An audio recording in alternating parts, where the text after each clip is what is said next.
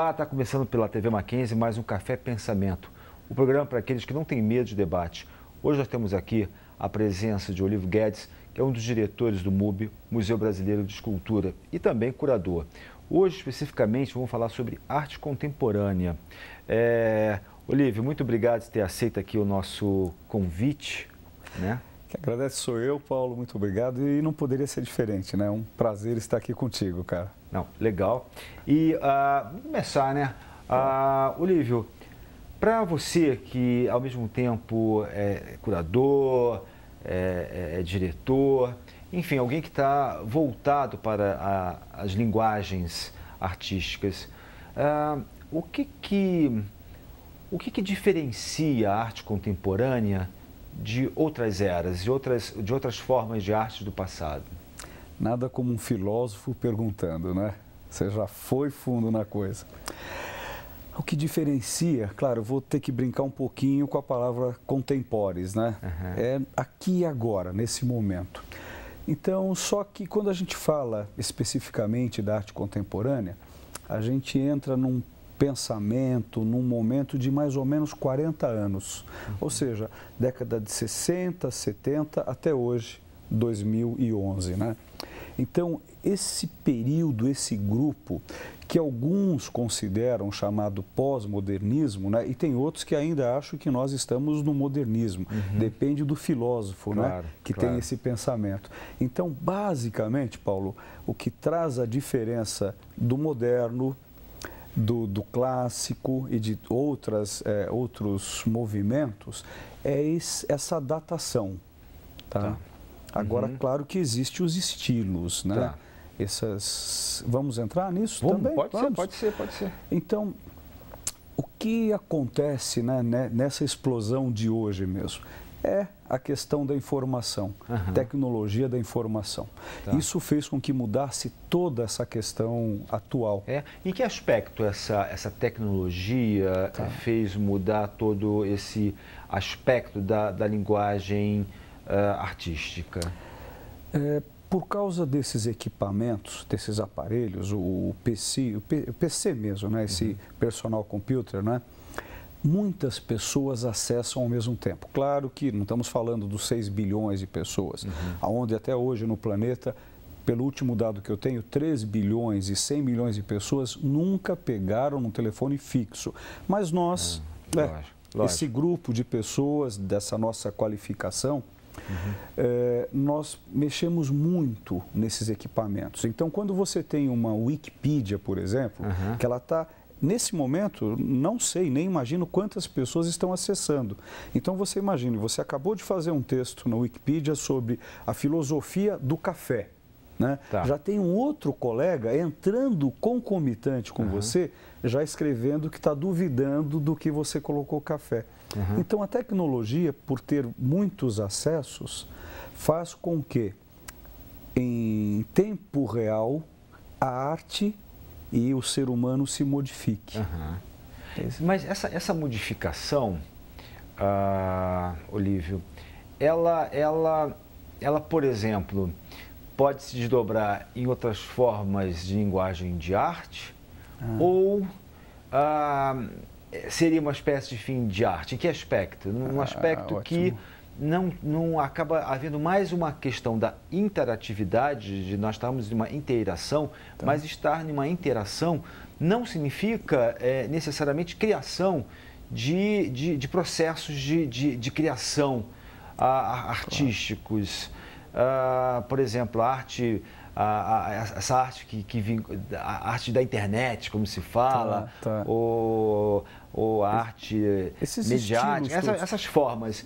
Muitas das vezes a impressão que me dá é que são mais formas embora obviamente que a arte é algo interativo, mas até que ponto nós podemos dizer que isso é arte ou uma pós-arte?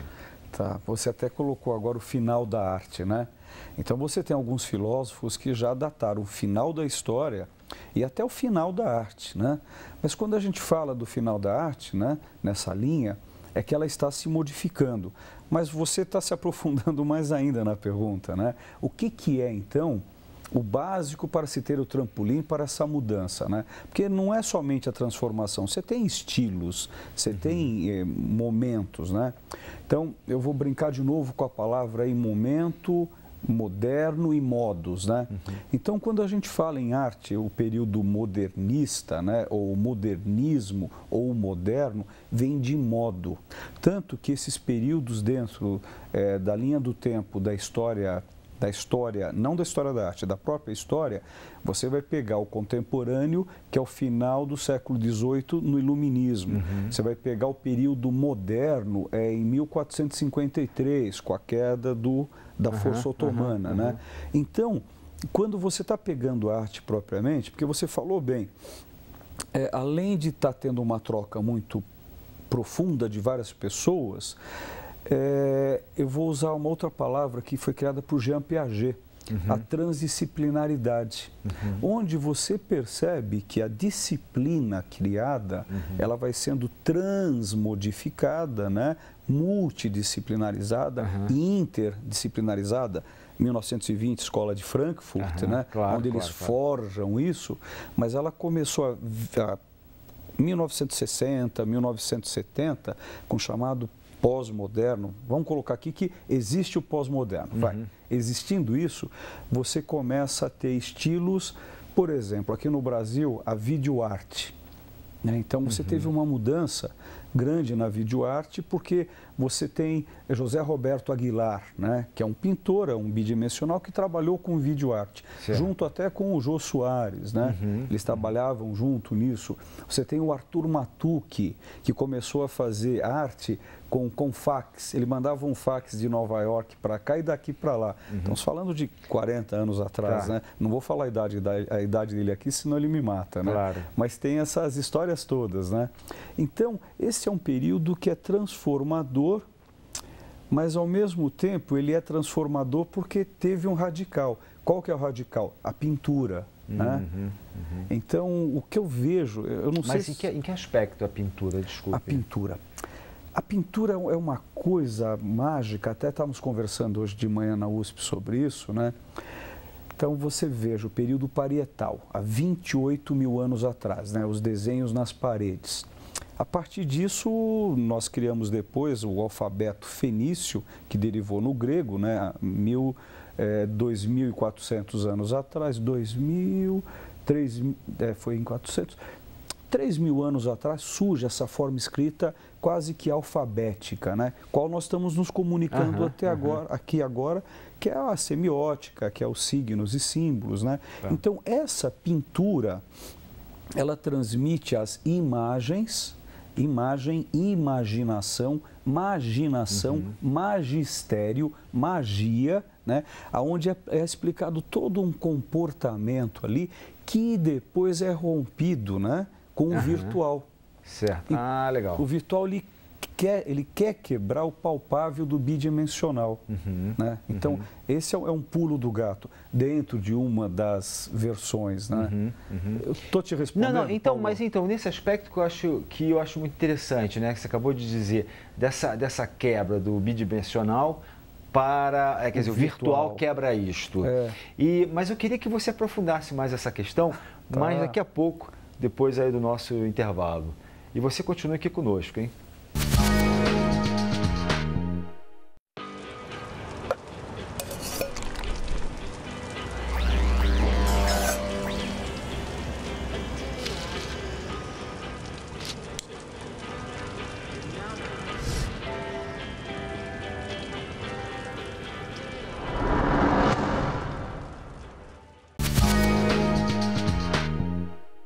Olá, estamos de volta ao Café Pensamento, hoje aqui com a presença do Olívio Guedes, um dos diretores do MUBI. Olívio, na primeira parte do nosso programa, nós terminamos essa primeira parte falando sobre essa questão dessa quebra do virtual em relação à pintura bidimensional e aí essa grande revolução, principalmente, como você tinha dito muito bem, de uns 40 anos para cá, né? Eu queria como é que é esta quebra hoje, né, do virtual em relação à pintura, né? E aí duas coisas, né? O que esse virtual está trazendo como nova linguagem e qual é o futuro da pintura? Poxa, você me pegou bem agora aí. Então, o que está acontecendo hoje, né? Hoje, com essa questão das instalações, onde você tem algo palpável, porém não como nós compreendemos, né? Claro que a instalação não é algo novo, ela existe também há uns 40, 35 anos. Esse é o instalar, né? O conceito de um monte de areia. Então, hoje, a arte, e cada vez mais, ela está existindo como conceito, como narrativa, como planos e níveis de pensamento, aonde o que está nos levando cada vez mais à arte, né? Eu vou dar um pulo de 500 anos, depois eu volto, tá? A arte, você veja a arte dos alquimistas, né? O Magnus Opus, né? O grande trabalho, que eles chamavam de arte real. O que era essa arte real, esse grande trabalho dos alquimistas? Era o autoconhecimento, né? A transformação da alma escura em alma clara, né? O chumbo em ouro, ouro, aura, né? E hoje está acontecendo a mesma coisa, o lápis filosoforum, a busca da pedra filosofal, né? Então, eu sou uma pedra que tenho que ser lapidada. Então, a arte hoje, então essa pintura, né, que você perguntou muito bem agora, aonde nós vamos chegar com essa pintura? Essa pintura hoje, ela pode estar em qualquer superfície, né? Ou em nenhuma superfície, no caso do virtual. Ele não é palpável, mas ele existe à nossa visão. Então, a arte contemporânea, ela está modificando a forma pensamento. Então, a pintura hoje, ela está servindo como nós dois estamos conversando, nós estamos imaginando, e a pintura, ela está dentro de nós. Então, essa é uma chave, talvez, alquímica da busca do autoconhecimento. Para que serve e servirá a pintura? Então, nesse aspecto, essa pintura, poderíamos dizer, nessa dimensão virtual, ela acaba, por assim dizer, nos possibilitando um novo saber sobre arte, só que tem que agora, numa dimensão mais de pensamento, de imaginação, ou seja, eu não tenho mais uma percepção do quadro, no sentido evidentemente sensível, mas agora eu tenho uma reflexão, quer dizer, me exige uma reflexão, é isso? É exatamente isso. E a palavra que eu encaixaria junto com você, com essa tua frase, consciência. Porque aí entra a pergunta, né, que se utiliza muito hoje na análise, né, na psicologia, psiquiatria. O que é consciência, né? Essa consciência imediata e essa consciência mediata. Aonde habita a consciência? Então, existe uma questão, talvez um pouco até mais profunda, que é o chamado de paralelismo. Porque a consciência está no corpo ou ela está na mente. E aí a física, né? Ela mostra que você tem o cérebro. E a mente, ela está nesta região. Ela está fora do corpo, né? Então, entramos em questões eletrônicas, né? Eletromagnetismo, sódio, potássio, né? Então, a arte, cada vez mais, ela está entrando, Paulo, na questão do pensamento. E que conceito e que consciência é essa que a arte dá? E acho que, te respondendo assim, preto e branco, né? Aonde vai chegar a pintura? O que é a pintura hoje é uma mudança de paradigma. Qual que é o paradigma? A mudança de pensamento. Um novo ser. Um novo ser. Mas nesse novo ser, será que nós não corremos o perigo de nos descolarmos dessa dimensão sensível e ficarmos só de uma dimensão cerebral? Infelizmente, eu acho que você tem bastante razão nisso, que é o que está acontecendo nas casas dessas pessoas que têm esses computadores. As doenças que estão surgindo hoje, no campo virtual, né? Se esquecer do corpo, né? É o que você está falando. Exatamente. Que é um perigo, né? Eu esqueço do corpo, né? E aí, então eu fico pensando, olha, essa arte, se por um lado ela quebra com esse bidimensional, com tridimensional, né? Enfim, por outro lado ela leva o humano a se distanciar cada vez mais da sua determinação sensível. Isso. Quer dizer, e isso pode levar a dificuldades, por exemplo, das pessoas se relacionarem umas com as outras e com o mundo, né? Agora, olha o que você trouxe à baila aqui. Você trouxe um Facebook. Onde as pessoas se relacionam, conforme for, elas estão se beijando no Facebook, no Second Life, né? Então, o relacionamento está entrando nisso. Eu acho que não deixa de ser perigoso mesmo, viu? E aí uma coisa, outro dia eu estava vendo uma palestra, acho que da professora Gisele Geidelman. Isto, né? Ela, sim. E aí ela estava falando a respeito também dessas novas formas de arte. Esse mundo midiático. E falava de uma questão relacionada a como que algumas formas de arte pode quebrar o sistema, né? Furar o sistema, sim. E aí como novas formas políticas, né? E eu fiz uma pergunta para ela, que a impressão que me dá é que se nós não temos esse background no sentido que nós estávamos falando aqui de termos uma ligação com o outro, por exemplo, você mesmo toma aqui via Facebook, né? Mas isso porque nós pertencemos a uma outra geração que tem um background, que tem uma formação de ter uma relação. Claro, né? Claro. Agora, assim como eu fui também para essa palestra, essa professora, porque o virtual não quebrou a minha relação com o outro. Agora, a impressão que me dá de novas gerações em que só estão habituadas com o virtual, como é que vai se dar no tete-a-tete, né? E aí, que arte é essa, então, que não está mais no tete-a-tete, né? Isso que é uma preocupação.